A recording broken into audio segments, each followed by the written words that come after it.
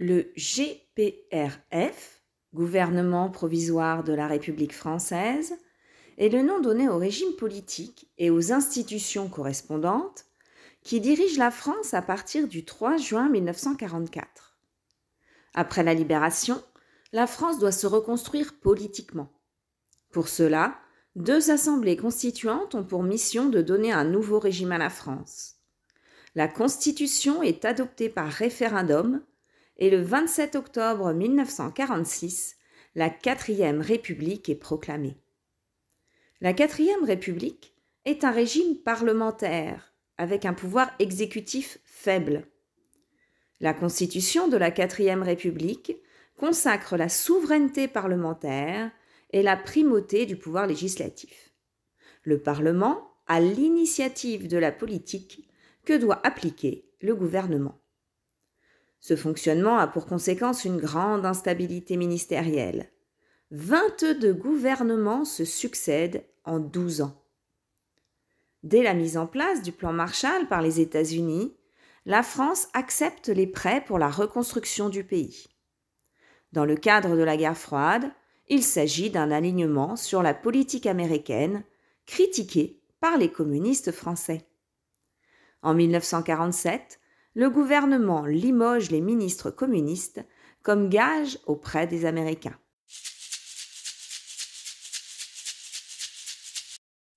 Suite à la Seconde Guerre mondiale, les pays européens cherchent à préserver la paix en Europe tout en créant un ensemble permettant de développer la prospérité et capable de rivaliser avec les États-Unis.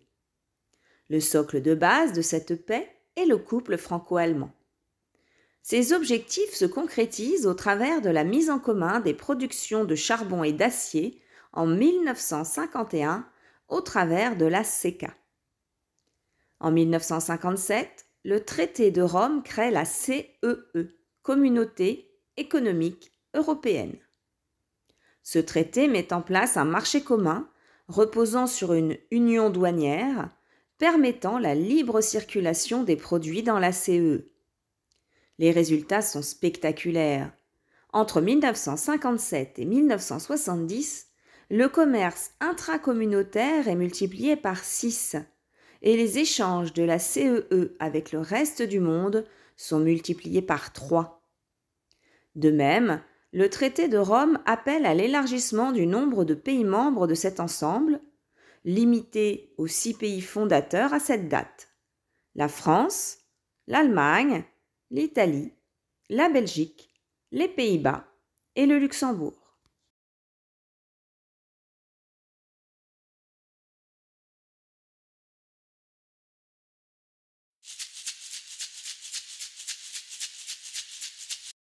À la Libération, la France est encore à la tête d'un vaste empire. Certains territoires sont des colonies, comme l'Algérie, l'Afrique occidentale française, l'Afrique équatoriale française, Madagascar et les territoires d'outre-mer. D'autres sont sous protectorat, à l'instar du Maroc, de la Tunisie et de l'Indochine. Un protectorat est un régime établi par traité dans lequel un État contrôle un État protégé qui garde, souvent de manière fictive, son autonomie politique intérieure. Les derniers sont des territoires sous mandat, tels la Syrie et le Liban. Il s'agit d'un système dans lequel une institution organise l'administration d'un territoire par un État sous le contrôle d'une organisation internationale. Les aspirations à l'indépendance connaissent un regain suite à la Seconde Guerre mondiale et grâce à l'appui de l'ONU qui proclame le droit des peuples à disposer d'eux-mêmes.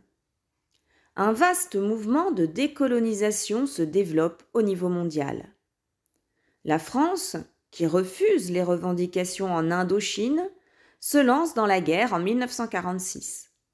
Vaincue en 1954 à Dien Bien Phu, la France est contrainte de signer les accords de Genève la même année. L'indépendance de l'Indochine donne lieu à la naissance de 3 pays, le Laos, le Cambodge et le Vietnam. La défaite en Indochine, les événements en Algérie, la conférence des pays non alignés à Bandang en 1955 et enfin l'affaire du canal de Suez en 1956 aboutissent à une volonté de la France de décoloniser l'Afrique de manière concertée. De plus, financièrement parlant, le poids de la colonisation est de plus en plus difficile à assumer. La formule « la Corrèze avant le Zambèze » met en évidence l'acceptation par la population française de la perte de l'empire colonial et le recentrage sur la politique intérieure. La colonisation de l'Algérie débute sous Charles X en 1830. 5 départements français sont créés dans la colonie mixte de peuplement algérienne. Une colonie de peuplement est une colonie vers laquelle un État envoie sa population l'habiter de manière significative afin d'y établir une présence pérenne et d'y bâtir une société semblable ailleurs dans le monde. La conquête de la partie saharienne de l'Algérie s'achève en 1918. Le 8 mai 1945, lors de la fête de la Libération, des manifestations sont organisées par les Algériens afin de rappeler leurs revendications d'indépendance. Cette manifestation se termine en massacre. Aujourd'hui encore, le nombre de victimes est inconnu. Le 1er novembre 1954, le FLN, Front de Libération Nationale, organise 70 attentats en une trentaine de points du territoire algérien. C'est la Toussaint rouge, marquant le début de la guerre d'Algérie. La situation administrative de l'Algérie, département français, rend cette guerre d'indépendance d'autant plus acharnée. La réaction militaire y est brutale et la torture, tout comme les exécutions sommaires, y sont autorisées. Le 17 octobre 1961, une manifestation pacifique des Algériens vivant en France a lieu à Paris. Elle dénonce le couvre-feu qui les concerne. Cette manifestation est violemment réprimée. Entre 150 et 200 manifestants sont assassinés. Les poursuites judiciaires n'aboutissent pas et des décrets d'amnistie sont prononcés. Les accords d'Évian, signés en 1962, mettent officiellement fin au conflit. Mais dans les faits, les violences se poursuivent durant plusieurs mois. Les Français d'Algérie fuient les violences et s'embarquent pour la métropole où ils sont mal accueillis. Les harkis, supplétifs engagés dans l'armée française, sont pourchassés et massacrés par les Algériens. Le bilan humain est lourd durant ce conflit. On dénombre entre 250 000 à 400 000 Algériens tués. De même, 28 500 soldats français, de 30 000 à 90 000 harkis et de 4 000 à 6 000 civils européens trouvent la mort durant ce conflit.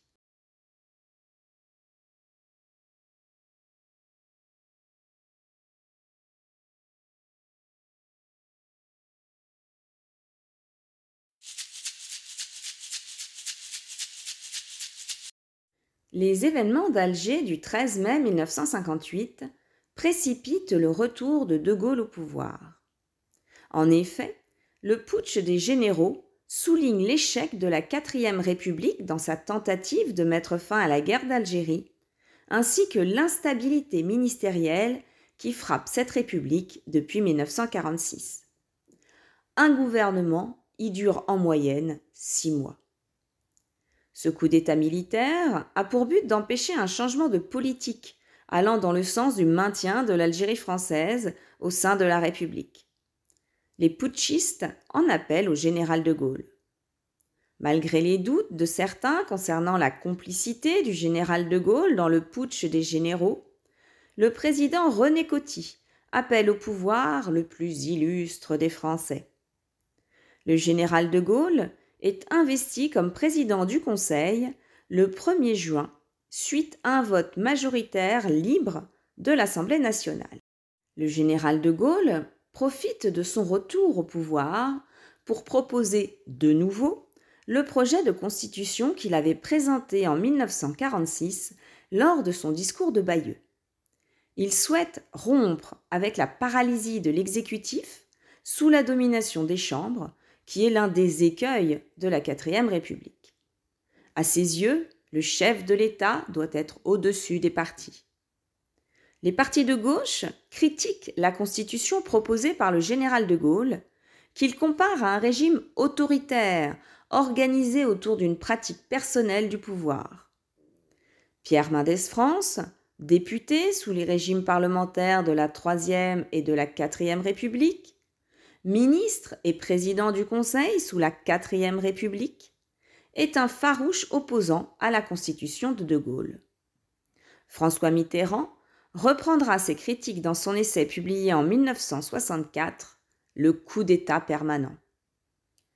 De Gaulle soumet son projet de constitution au peuple par voie de référendum et obtient 80% de oui. En 1958, c'est la fin de la Quatrième République et la naissance de la Cinquième République. En 1962, De Gaulle propose aux Français, par le biais du référendum, d'élire désormais le président de la République au suffrage universel direct. En 1965, De Gaulle entame son second mandat présidentiel en étant élu directement par le peuple. Le général de Gaulle veut redonner une place importante à la France sur la scène internationale. Il veut que son poids et son rayonnement soient reconnus partout dans l'univers. Pour cela, il dote la France de la bombe atomique en 1960. Il décide de la sortie du pays du commandement intégré de l'OTAN en 1966 et réaffirme la souveraineté nationale sur son sol en faisant fermer les bases militaires alliées présentes sur le territoire en 1967. Le général de Gaulle multiplie aussi les voyages à l'étranger, Amérique du Sud, Québec, États-Unis, URSS. En parallèle, il va nouer des relations diplomatiques avec la République populaire de Chine. Enfin, il renforce la coopération franco-allemande dans le cadre de la construction européenne. Les deux lois de 1960 et 1962 visent à moderniser l'agriculture. L'État veut permettre aux agriculteurs de mécaniser leur exploitation au travers de l'accès au crédit. Entre 1959 et 1965, le nombre de tracteurs augmente de 70%. L'industrialisation se poursuit, avec en parallèle le passage au pétrole. Entre 1952 et 1960, l'indice industriel est multiplié par 1,7. Avec la multiplication de la production de voitures, des grands travaux pour la construction d'autoroutes sont entrepris, avec la mise en place de péages. Le schéma directeur autoroutier prévoit la réalisation de 2000 km d'autoroutes entre 1960 et 1975. En 1963, le réseau autoroutier français compte 61 km d'autoroutes, 234 km en 1965. En 1969, le cap des 1000 km d'autoroute est franchi. Entre 1945 et 1973, dominent les 30 glorieuses.